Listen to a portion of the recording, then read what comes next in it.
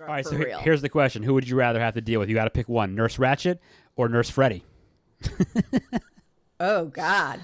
You got to pick know one. What? You know what? I think for my chance of survival, I'm going with Nurse Ratched because she's not as godlike as Freddy. The podcast you are about to listen to is an account of the movies which befell a group of horror fans. In particular, Tara Garwood and her intrepid friend, Matt Lolich. Had they lived very, very long lives, they could not have expected, although they would have wished, to see as much of the mad and macabre as we're to see in those movies. For them, an idyllic summer movie became a nightmare, and they loved it. The movies that they watched were to lead to the creation of one of the most terrifying podcasts in the annals of American history. The Scary Movie Project.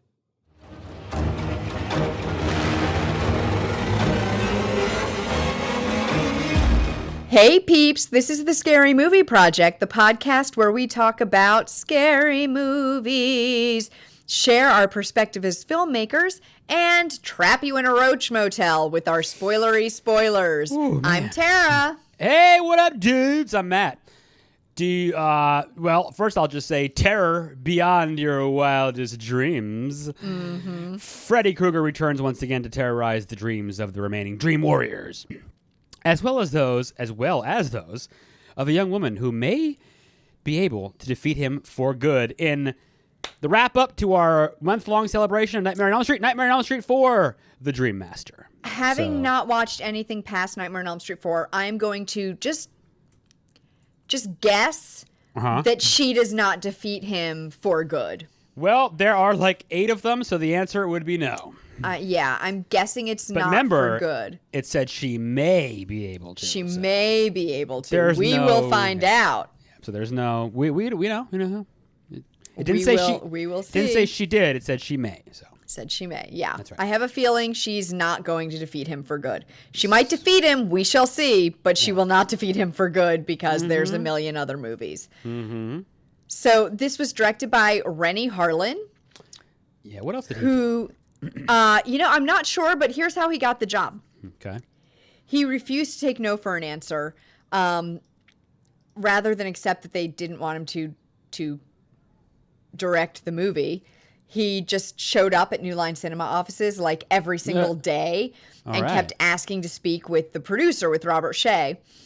And for a variety of different reasons, either they didn't like the other directors or they weren't available or whatever. And Harlan just always seemed to be around, so they gave it to him. He was just hanging around. That's a good strategy. If I just hang out long enough.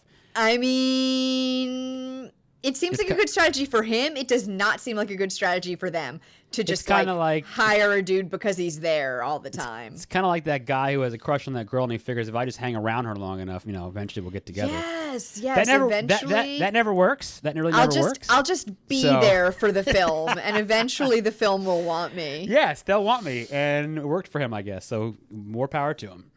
Yeah, and so it was written by Brian Helgeland, who was recommended by Robert Englund after he wrote 976 Evil. 976 Evil, which made a sequel, by the way. There's a 976 Evil 2, I believe. I don't know, but I do know that was Englund's directorial debut. Yeah. And so Helgeland, Robert Shea gave him a week to write the script because they had a release date already set for the film. Yeah, they were cranking. I mean, in the 80s, the Halloweens and the Nightmare on Elm Streets and the Fridays, they were cranking them out, man. They really were. He had to just zip write that thing real fast. Oh boy. And this was also the highest grossing of the Nightmare on Elm Street movies, except for Freddy vs. Jason. Okay. It earned $49 million just in the U.S. But not the best one. Not the best one. Yeah. I have thoughts. I mean, that's your opinion. That's what it's all about. I mean, I think part 3 was really probably like this one. No. I didn't say it wasn't good. I just said it's not the best. I think part 3 seems to be the fan favorite. I get why people love 3 so much, Well, this movie's fine. But I really like 4. 4's too. good? Like, I think it's as good as 3. I really like it. It's good. So this opens with a quote.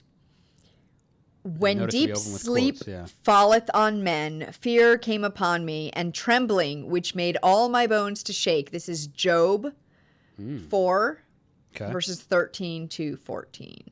Okay. And then we get the great, awesome credit song, which I believe was sung by the actress who played Kristen.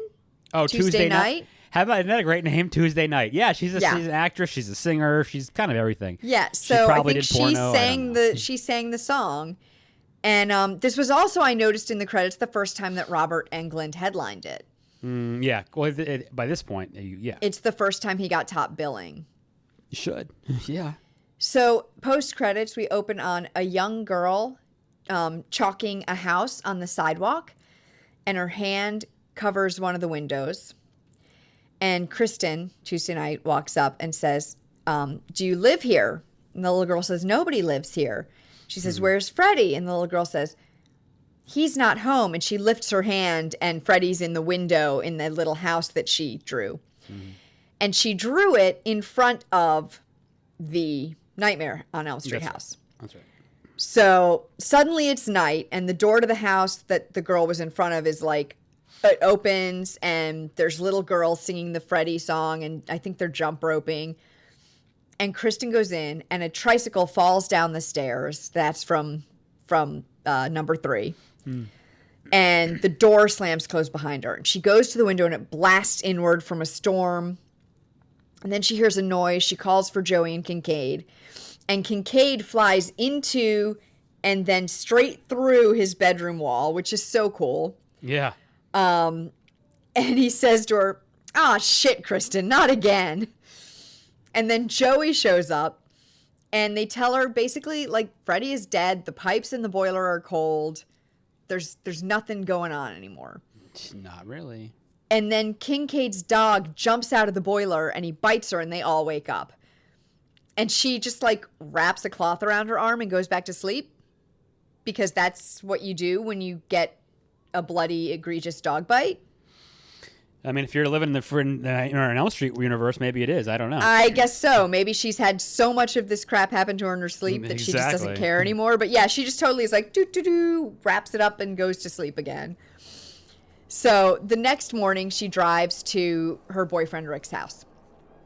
And this is such a great shot, I think. We're on her rearview mirror the whole time is the focus of the shot. So we see her eyes as we're seeing where she's driving at the same time. It's just a really cool shot. Yeah. And so she gets there, and Rick's sister Alice comes out, and then Rick's dad is like rude because he's a rude drunk, I guess, because his wife is dead. Right. Yeah, he's mean. He's not nice. And then Rick jumps out the upstairs window and hops onto the front porch. Yeah. Because he wants to avoid his dad, and so they all go to school. That was a good move, yeah. Yeah, that was a pretty cool move. And then at school, they join Debbie, who thinks that Dan, who they're seeing like across the parking lot, is one major league hunk. I like that. And Alice sort of daydreams telling him that. So this is the first time we're going to see, like, Alice has little daydreams throughout the movie. And Sheila shows up, and Sheila is kind of a nerd, and, you know, she's the smart kid and the serious type. And she shows up and she asks Deb asked her for homework help. And we learn that Sheila has asthma. So that will be important later on. Key, yes. And then there's a bug on Debbie's food, and she squishes it, and it's like, ugh, so disgusting. So that will be important later on too. Yes. These little throwaway things that will come back later. And then Kincaid and Joey are telling Kristen inside the school that it's just time to start living like regular people, and they have better things to dream about. And Rick walks up as they're leaving and is like, oh, those guys are kind of spooky. And then that night, Alice is doing the dishes, and Rick is doing karate, and their dad gets home late, and he's mean again. He's just mean again. He does his thing. He's mean. And Alice daydreams like snapping back at him. So we're setting up this like this habit that she has of daydreaming things. And then later on, Kincaid is playing darts and the door to his room creaks open and his dog Jason comes in. And I like how a dog's name is Jason. Is that, which it may be a nod to Friday the 13th. It's and gotta Jason be. It has to be. Yeah, it very well may be. It has to me. Because why else would you in a movie name a dog Jason? That's not like a normal dog name. Dogs shouldn't have people names. I disagree. Not Two like, out of my 3 dogs that I've had have had people names. How about not common? Okay, like Jason's a common name. Yeah, like Jason's not a dog name. I agree with it's that. Not a dog like name. we had an Arthur. We have a Carlton. Right, that's fine. Like Bean is not really a dog name, but I figured I'd throw her name out there because she deserves to get a little airtime too. I knew a bulldog once named Gertrude. Like that's a great name for a dog. Okay, see, right? that's fantastic. Gertie. Yeah, Right, Gertie is like, great for a bulldog. Right. But like regular names, like okay. Anyway. Yeah, like Jason or Tim. Right, John, Frank, Steve. Yeah, Jennifer. That's right. weird. Hi, this is my dog Jennifer. Yeah.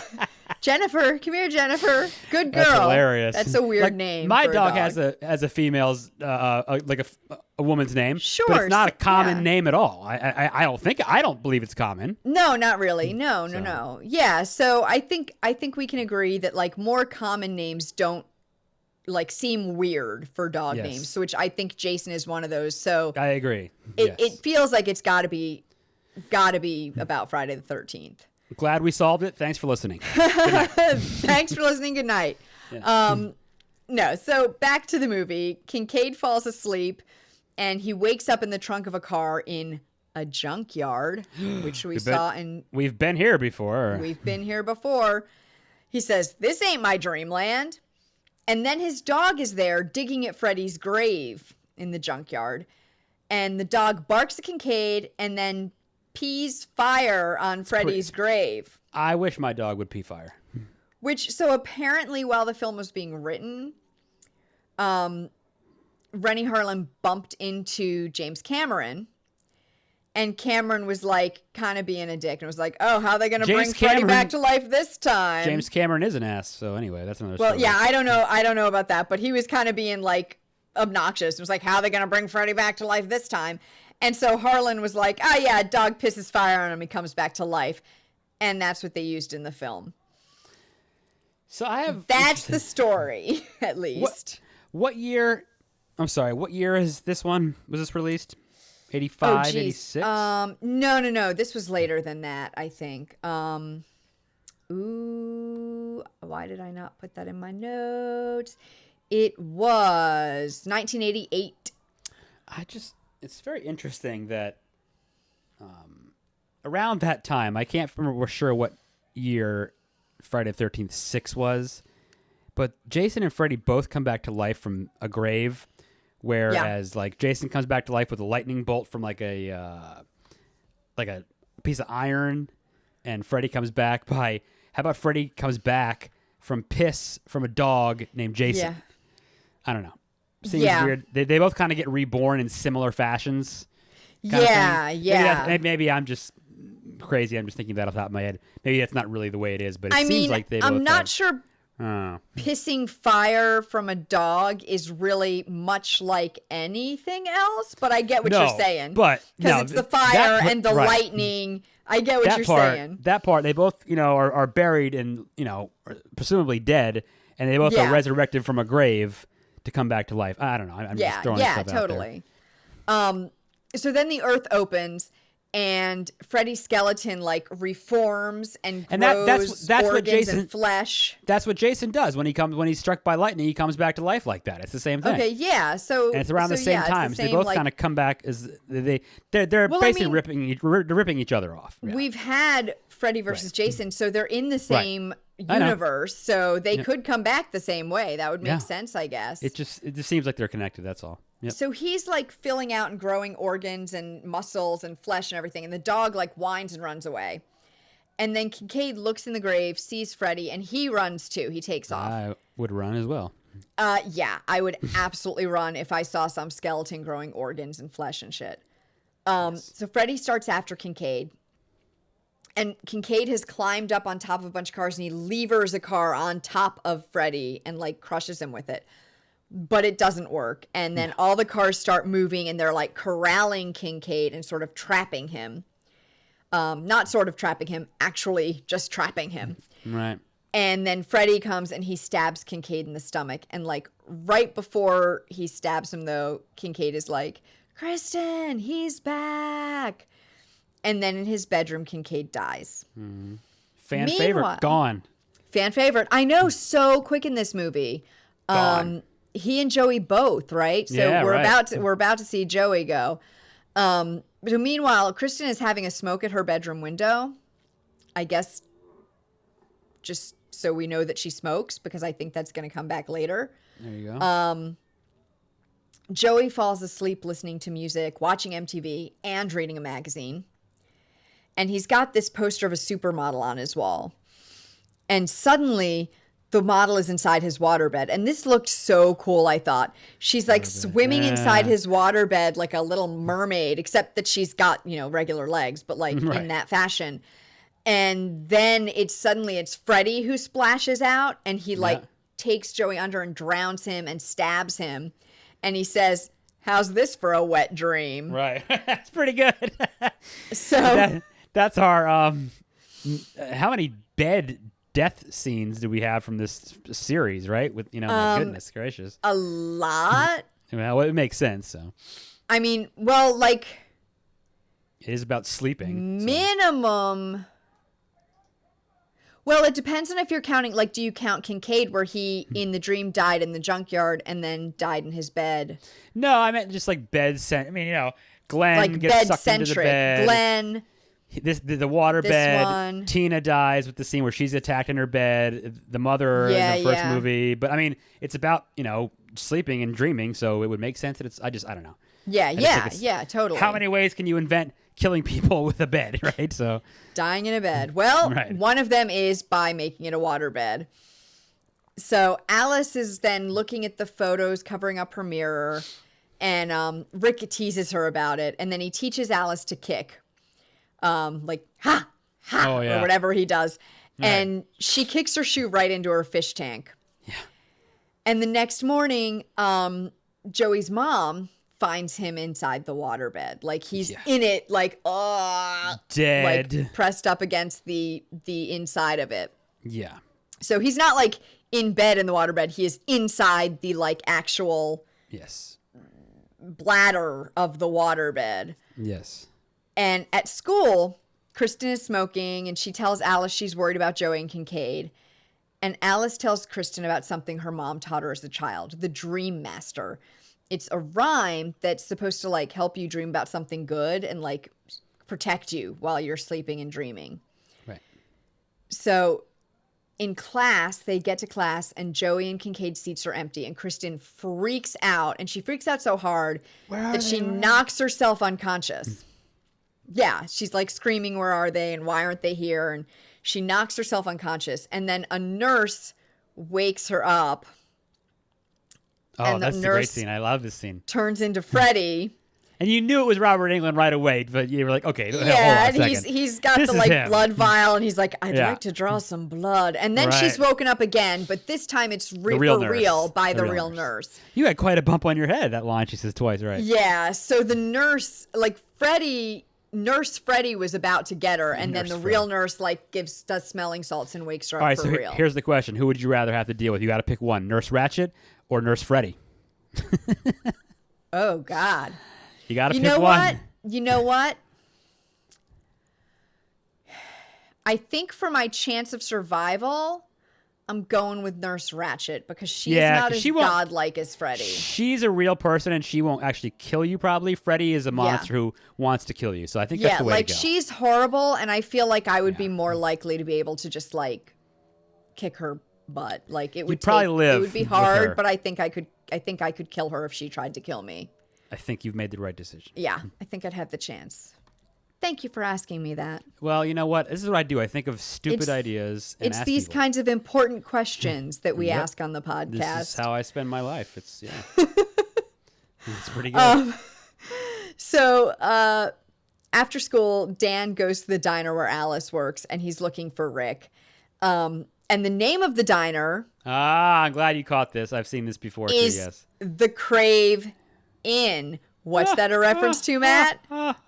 Well, Wes Craven, of course. Of course. Yeah. You So gotta be the quick to catch Crave that, Inn. but yeah, I've noticed that one before. That's a good one. I like that. Yeah. And then Debbie is like, comes up to Alice and is like, oh, too bad, your shift's over. And she goes to wait on Dan and his friend. And then Sheila comes in on her way to the library and talks to Alice a bit.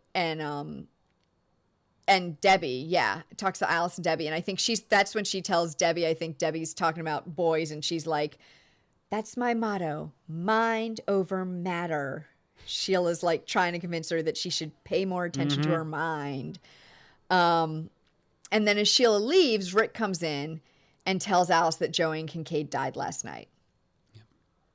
So he's got Kristen with him. And Alice and Dan leave with Rick and Kristen. And Kristen takes them to the abandoned house, the house from the first movie. So it is now abandoned, and it's the house from the very beginning. And Dan apparently had no name originally. Like, I don't know why. He's a pretty big part. I don't know why they originally didn't give him a name. But Danny Hassel, the actor who played him, picked the name. I guess he just was like, call me Dan. Call me Dan. Because his name is Danny. And that stuck. So that is how he got to be Dan. Like, I don't know if he was just like the jock or what, but he seems to have a pretty big role for not having a name, which is weird. Sure. Okay. Anyways, there's a little trivia for you. Kind of weird. So at this abandoned house, Rick tells Dan the story of Freddy Krueger. And Alice tells Kristen part of the Dream Master rhyme. She can remember part of it, but she can't remember all. And then at home, Kristen gets home and her mom drugs her drink while they're eating dinner because she hasn't been sleeping. Her mom is the worst. Not an ideal parent. She's not good. She's really not an good. ideal parent. No. So yeah, she drugs Kristen's drink to get her to go to sleep. And Kristen is like, "You've just killed me. Take that to your grave." She's like trying to call somebody on the phone. She's like, she gets upstairs to her room and she starts to call Alice, and then she passes out and she's saying to herself, "Dream someplace fun. Dream someplace fun." So she's laying on the beach now, and the little girl from the beginning is building a sandcastle. And suddenly we see a fin cut through the water, and it's Freddy's claw. And it blasts the sandcastle, and then Freddy's there. I mean, sharks are great, but a shark with a Freddy glove fin? I mean, how great is that? That's pretty freaky. It's almost as good as a zombie fighting a shark, but that's for another day. So. Yeah, well, I'm waiting until I hit the one in which he actually turns into a shark. I don't remember that, but okay. Apparently is this what people were talking about when they talk about when Freddy turns into a shark? I know this. In this one, he's the dorsal fin of the. Maybe this is what people were talking about. I thought they meant he actually if he does, I missed into it. a shark somewhere. That would be amazing. I've got to see that again if that's the case. Maybe that's not actually there, and I misunderstood somebody telling me that he was a shark. Could be. So maybe this is it, and maybe I've seen it. Right. Anyways. Okay. It's pretty good. He stands in place of the sandcastle now, and Kristen runs, but she's caught in quicksand. Yeah. Which again is a lot like the stairs. Yeah. In 1, and then the hallway in 3, right? Pretty cool, right? Yeah. So she starts sinking into the quicksand, and Freddy pushes her under with his boot, and she lands inside the Dream World house. And she's on the ceiling, and she crawls down and then flips down into the next room, so she's right side up again. And then she runs down to the boiler room. Why would she run towards the boiler room like Freddy's lair? Why you would do that, I don't know, but that's what she does. She's a big dummy. And Freddy's stalking her. I think she might be.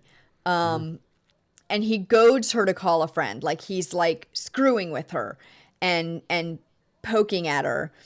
and sort of just like slowly stalking her. She's like, why don't you reach out and touch someone? And she accidentally calls Alice. And then she tries to wake Alice up because she realizes that she's messed up by calling in Alice. He can now affect Alice's dreams. So Freddy throws Kristen into the boiler, and she gives Alice her power before she dies. This is also when he like holds up his chest and he's like, the power of the children's souls. Rah. And they did a good job. Like, she goes in that fire and like they show her like getting roasted. Like, it was nasty. Yeah. Like she like flies away and she's like, you'll need this, and like throws her power out. Yeah. And then Alice wakes up and she sees a new postcard on her mirror because, you know, like we said, her mirror was like completely covered with photos and postcards. And she picks it up and it's Freddy with Kristen. It says greetings from hell, and then it just bursts into flame. It's pretty good. So Alice goes and gets Rick, and they go to check on Kristen. Like, this is like still in the middle of the night. She's like, we gotta go to Kristen's house. And when they get there, her bedroom is on fire, and they burst in, and like they and the mom go into her room, and Kristen is dead. Yep. And her room's like completely on fire.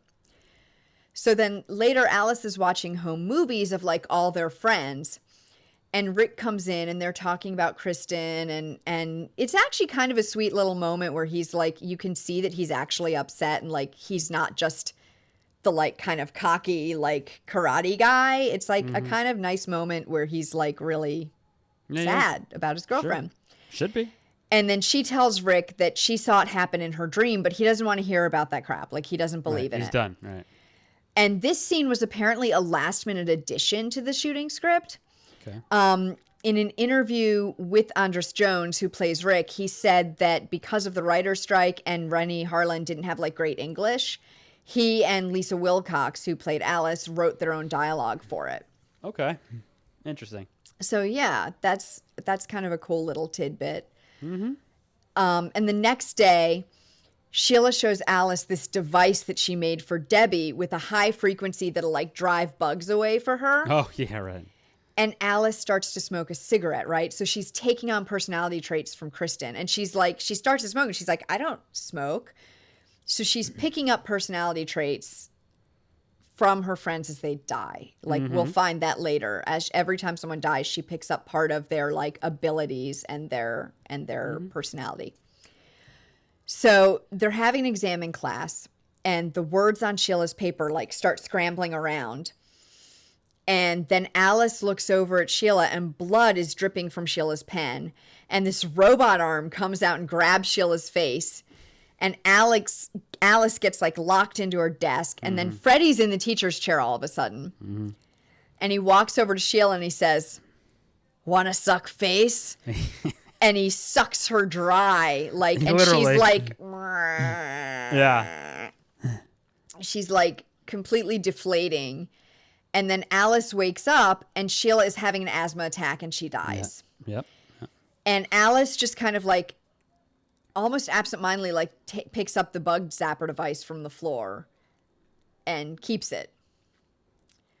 So Alice realizes now that she brought Sheila in, and it's her fault that Sheila's dead. And Rick is like starting to believe it. He's kind of like getting upset about it and starting to believe that there's something going on. And Alice goes in her bedroom and she takes the photo of herself and Sheila off the mirror. So she's like opening up more space where she can sort of see herself in the mirror, because before it was completely covered. She couldn't see herself at all.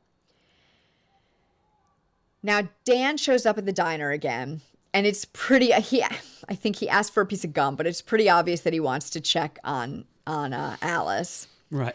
And Alice tells him that Kristen was the last child of the people that killed Freddy, and he must need someone to bring him new kids or he can't get to them. And Dan still, I think, doesn't quite believe it, but he leaves with the girl that he's on a date with. And then later, one of Dan's friends makes fun of Rick, and Dan stands up for him. That's like back in school again. And then a teacher is talking about dreams in class, and he actually mentions the Dream Master. And Alice starts to fall asleep. And that teacher, did you know who this is? He is the producer and New Line Cinema CEO Robert Shea. Oh, is that Bob Shea? Oh, yeah, it is. You're right. What's he talking about? He's talking about dreams and their significance, okay. and he mentions the Dream Master, and Alice falls asleep. And then at the same time, Rick has gone to the bathroom, and he's falling asleep in the bathroom. A bunch of cheerleaders come into his stall, and then he sees Kristen in the mirror, and the next thing he knows, he's in an elevator. And he ends up in this dream martial arts dojo with fog everywhere. And as he steps off the elevator, a Japanese-inspired version of the Nightmare on Elm Street theme is playing. Yeah. Isn't that cool?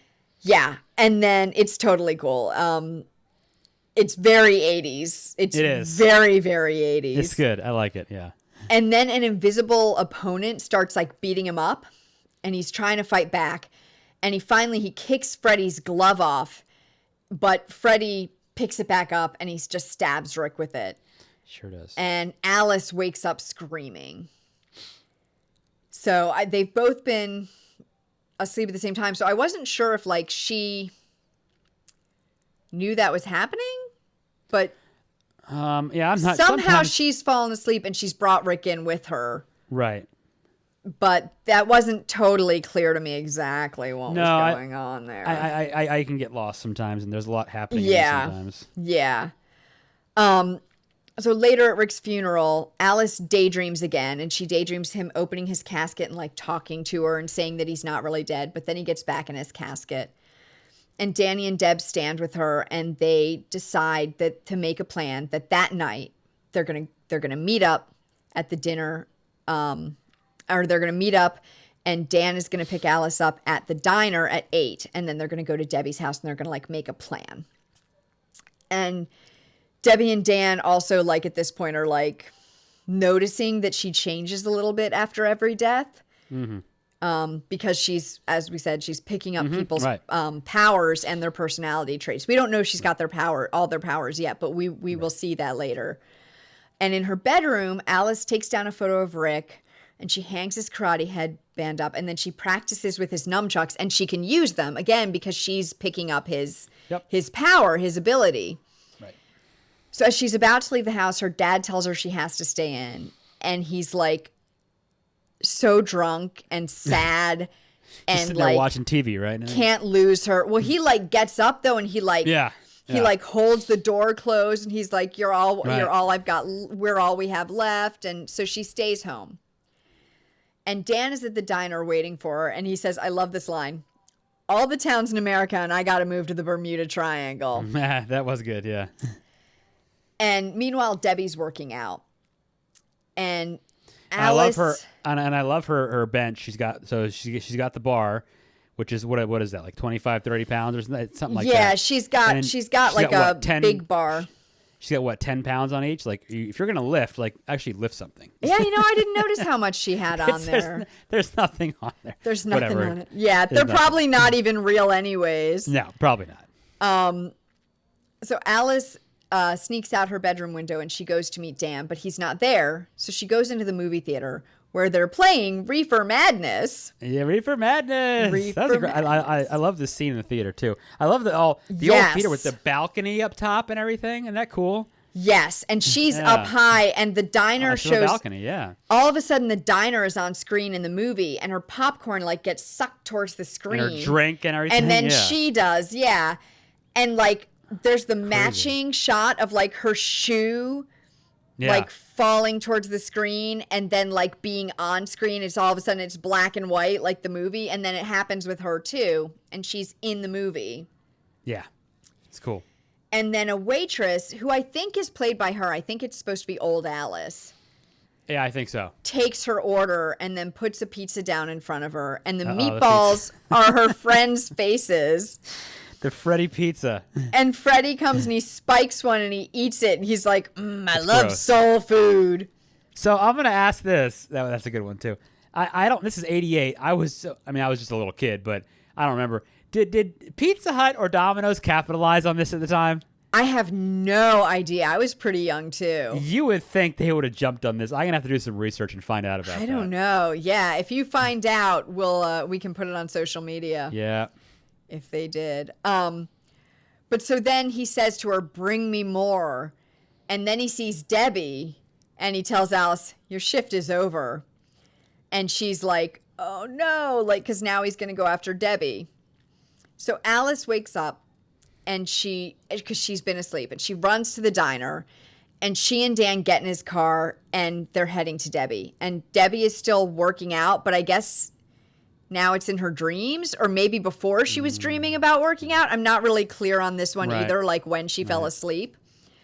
And Alice and Dan keep playing the same scene, getting in the car to go find Debbie. Yeah, loops over and over. And right, over and over. It keeps and looping. It takes them like 4 or 5 tries to finally realize that it's happening too, right? Meanwhile, Freddy starts, and this part kills me, Freddy starts pushing Debbie's weightlifting bar down until he cracks her elbows. Yeah, ow, right? We were talking about that on our Laughing with Ginger's guest spot, right? Like anything with knees or elbows or ankles is like certain spots that they know. They just know how to get you. Yeah, right? it's so bad. And then she like holds her arms out and they like flop around. Oh yeah, and bug arms come out of the holes in her elbows, and then she's in Freddy's dream world. Like she's not in her dream world anymore, and she turns more and more into a bug. And then she gets stuck in a roach motel. Because remember, of course, we had mentioned she's terrified of bugs. Right. For those that are not she hates following bugs. us. Yeah. Right. And so the actress, Brooke Theiss, I think that's how you say her name, she was actually in the cockroach costume, like inside the quote-unquote roach motel. Oh, that's cool. Okay. So she was in the costume and the makeup, and she said the only really difficult part was when Debbie pushes her roach body up and she sees Freddy's eye looking inside, because this floor was so slippery. Okay. So Dan finally notices now that he and Alice keep doing the same thing over and over. And we cut back to Freddy, and he has the roach motel and he crushes it. So squishes that thing. There goes Debbie. Yeah, it's gross. And Alice, they're in the car and Alice is driving and she realizes that Debbie's gone. And then Freddy shows up in front of them. And she says, and this line stuck with me because it's so awkward, I'm going to punch his ticket in. Shouldn't it just be, I'm going to punch his ticket? Yeah, there should also be more like to that where you're going to punch it to, I would think. But yeah, that is a weird, But she awkward... says, I'm going to punch his ticket in. Yeah. Which I just thought was funny. Because I'm pretty sure that's not the saying. Maybe that wasn't... Maybe they did like a whole bunch of takes and they realized that they did them all wrong and that was the only one that was any good. Yeah, maybe. But I'm pretty sure that's not the actual saying. No, I've never heard that either. And then Alice... I never even paid attention to that, though. I've heard I'm going to punch his ticket. Sure, I've heard that. I've never heard I'm going to punch his ticket in. No. Okay. So then she rams Freddy with the truck, but in real life, it turns out she's just rammed a tree. And Dan is really badly injured. So he goes to the hospital for surgery, and she's like in the ambulance with him, and they're about to put him under, and she stops them and tells him, don't let them put you to sleep. Yep. And they get to the hospital, and Alice finds out that he's going into surgery in 15 minutes. So she knows how long she's got before he's asleep. Surgery would suck if you didn't go under. I can tell you that. Oh yes, it would. And he does eventually. He does go under, but she wants to be there when he goes under. So she swipes her dad's keys from him because her dad showed up, and she takes his car and speeds home to get ready to take on Freddy. And meanwhile, Dan is like trying to stop the doctors from giving him gas, while Alice is like taking sleeping pills and getting into her like tough girl outfit. Yeah. And taking all the photos down from her mirror. And the movie montage music is so fabulously 80s. Isn't it great? It's freaking fantastic. I know. And then Dan looks up on the operating table and he sees Freddy Krueger. So it's, okay, crap. Now he's in the dream and Freddy's there. Alice crashes through her mirror in her bedroom and lands in the OR. And she and Dan leave. And they find themselves in like a sort of Freddy carnival spinning tunnel thing. Yeah, I don't know. It's weird. It looks like a kaleidoscope kind of. Mm-hmm. And then they crash through the end of it through a stained glass window into a church. Yeah. And in real life, Dan starts hemorrhaging and the doctors bring him out.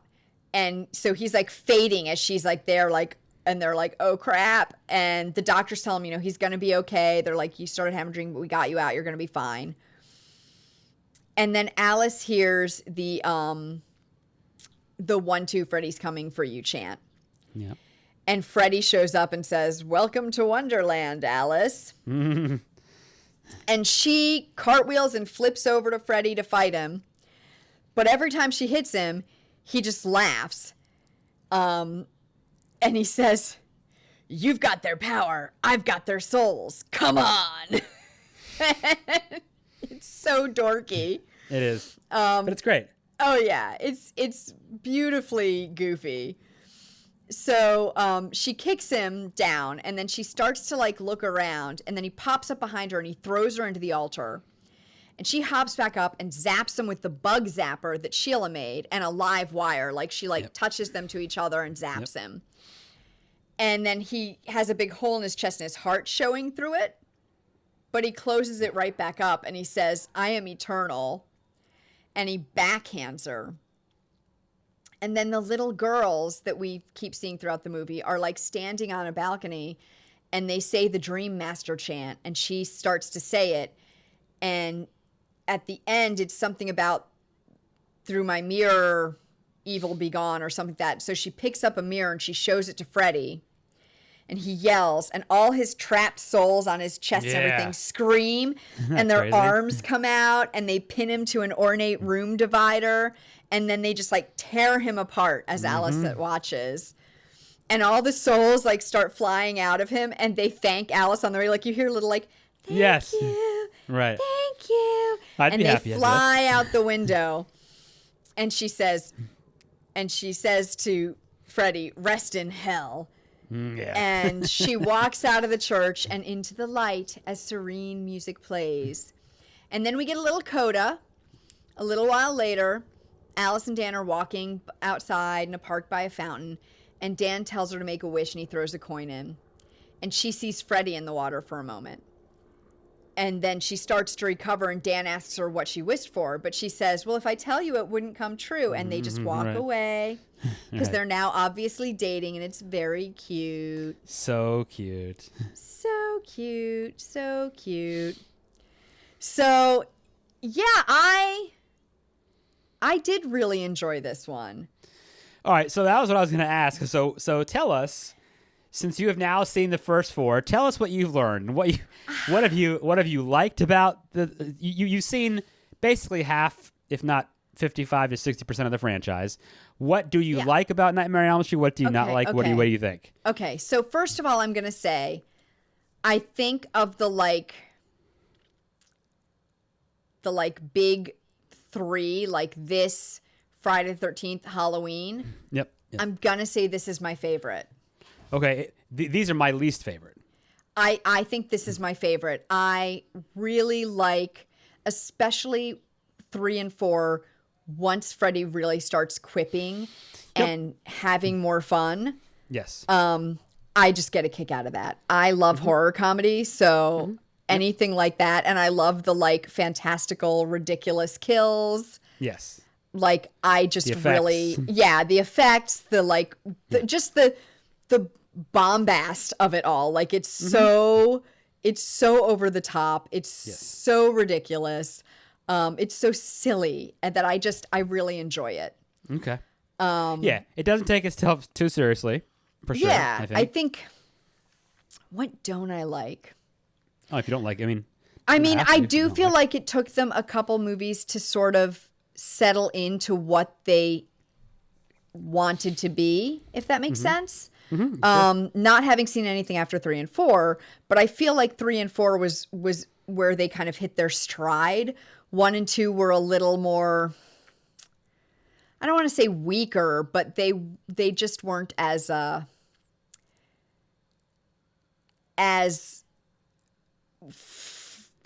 they didn't have as much style to them. They weren't stylistically quite the original finished yet. You have to look at the original of all these series on their own as just as is. But right. Two was a weird, different kind of movie. But 2 is weird, and I enjoyed 2 as well, though. But it was definitely like they hadn't figured out what they really wanted, what the core of Freddy was yet. Yeah, he evolved. Exactly. Good point. Yeah, I feel like he evolved throughout the first 3 or 4 movies. Sure. And so I feel like in 3 and 4, he's hitting his stride and they're really letting him be like this, still mean, but like Justin said in 3, like he's still mean, but he's also enjoying himself and funny. Oh yeah, he's having a great time. He's mean as all get out. Yeah. Yeah. Yeah, that's the thing. He's got that streak of comedy to him, like you said, where it's comedy horror in a way, but he is mean and he's gonna kill you. Yeah, I definitely get a kick out of his quips and all that. So I think this is my favorite of those like big 3. Okay. To be fair, the other 2 I've only seen the first movie of so far. Okay. So that's having seen a lot more of this one, but I think it's more my speed. Okay. Good. And yeah, so I really enjoyed them. And if I had to... Are you going to keep watching the rest of them? I am. Totally. Okay, good. You should. You should watch the rest. You should. Yeah, yep. I'm definitely going to watch the rest of them. Watch 5 and definitely watch the rest and New Nightmare. Yeah. Jason versus Freddy. Yeah. Like, I want to watch all that. Yeah. Freddy versus Jason. Freddy versus Jason, whichever way it goes. I mean, watch it. I don't love it, but watch it. Yeah, it's probably ridiculous. And I'm sure that as they go on, they'll get even worse, but I'll enjoy them. Well, sequel stuff. Okay, so for instance, I'll just drop this. I watched I watched Halloween Kills for all those out there that have wanted to see the new Halloween. The thing is now, so my favorite of these 3 is the Halloween movies. Michael Myers is my dude. Mm-hmm. I could watch the Halloween sequels every weekend, right? But now there's 3 Halloween universes basically, and it's really weird and it's kind of crazy. It's kind of out of control now, and it's become its own thing. So that's the thing with sequels though, like sequels and remakes, right? Like Nightmare, they left it alone. Mostly they made a remake, okay, like about 10 years ago, but they left it alone. This one they haven't messed with a whole lot after the fact. They've kind of just made the sequels and it did its own thing and it's done with now. Yeah. So no, I mean, now watch the remake. You should watch that too. Yeah, I will. It's worth watching. But speaking of the big 3, right? Mm-hmm. So this year when this came out in 1988, it was apparently the first time that all 3 of those top horror franchises had new films in the same year. So Halloween 4 came out in 1988. I know that. So Halloween 4 and Friday the 13th Part 7. 7, The New Blood, right? Yep. And Dream Master. Okay. But also that year, we got Child's Play. Oh, God. Hellbound, Hellraiser 2. Yeah, okay. And Phantasm 2. So there were some other big names that came out that year. So, like, from 1980, Friday the 13th was making all the sequels every year. Nightmare was doing them after 84. And then Halloween... 78 and 81, and then they took a break until 88. They didn't come back then until then. So Nightmare and Friday the 13th were the only ones of those series that were doing them year after year for an extended period of time. Okay. Yeah. And people were eating them up. They were selling like crazy. They made tons of money. Paramount and New Line and they all made so much money off these. See, and maybe part of the reason that I like Nightmare on Elm Street the best of those 3 franchises is that I have never been as big on slasher flicks. Like, they're fine, and there are definitely some I enjoy, but they're not my bread and butter. And I think this has more to it than just being a slasher flick, right? Because of that comedy. The other thing I should say about Dream Master is that this is Robert Englund's favorite movie of the series, apparently. Is that right? Okay. Yeah. So this was his favorite. Good. And he loves these movies and fans love him, so. Definitely. Yeah. All right, let me see. What else do I have? Good. I have a little more trivia. Okay. So this is the only Nightmare on Elm Street movie to feature a rap song during the end credits. Who is it? The Fat Boys. Yeah, that's right. And the video, if you watch the video, they shot it with, I think, either Robert Englund or someone dressed as Freddy, I think. And they shot Freddy raps with them. Yeah. On the set of the house. Yes. I remember watching that when I was a kid. Them. That was awesome. And then the other interesting thing that I found is that the original concept for this film that Wes Craven and Bruce Wagner came up with involved time travel through dreams. But Okay. the producers, i.e. Robert Shea, thought that it was too high concept for Nightmare on Elm Street. And they didn't really feel like it fit the formula that Craven had created in the first film. So that was like pitched, but didn't happen. Okay. So yeah. Interesting. That's all my trivia. So, okay, so what about you? Is your favorite 3 of these 4 at least? Yes, I would say. Well, no, my favorite would be the original. I mean, I enjoy the original. I mean, if you're saying which one of the sequels I like the best, I like 3 I'm the best talking sequel. 1 through 4. What's your favorite? Yeah. It's the first one. It's the first one. Yeah, Is I that have your to stick with favorite that. over all of the ones you've seen? I want to like New Nightmare. Okay. Only because in a way it's almost like a precursor to Scream that Wes Craven did, sort of. Mm-hmm. It's a movie inside a movie, like self-aware kind of thing. Mm-hmm. That's interesting. I kind of like it. It has Heather Langenkamp again, and it has what's his name that played Gage in Pet Sematary, Miko Hughes in it, which is cool. Okay. But I mean, I think you had to stick with the original. It was just it was original. Like, it was just. Oh yeah. I hadn't seen anything like that before, so I would probably say that would be it for me. Yeah. Okay. Yeah, so. I say for me it's a real toss-up between 3 and 4. I feel like they go together so much that it's hard to like pick one of them for me. Do you know what I mean? I know, I understand. And we got to see a lot of stars that got their start in these movies, which I always say is in horror movies. This always happens. You always see so many folks that have gone on to do big things. Look at the movies we've just done. Patricia Arquette in Part 3, Johnny Depp in the original. And we didn't even mention that Patricia Arquette did not come back for 4. No, she did not. So Kristen was played by Tuesday Night instead. Mm-hmm. Yep. Yeah, these folks get their starts in these scary flicks. Yeah. It happens all the time. Yep. Yeah. It's cool. So let's see. Do we have anything else we need to talk about this franchise right now? Yeah. What I will say is, I know Justin may have mentioned it, but I'll go a little deeper into it, is there is a documentary called Never Sleep Again. Yes. And I want it to is watch by that. 1428 Films, which, if you know what that means, that's the address of the house they live in, 1428.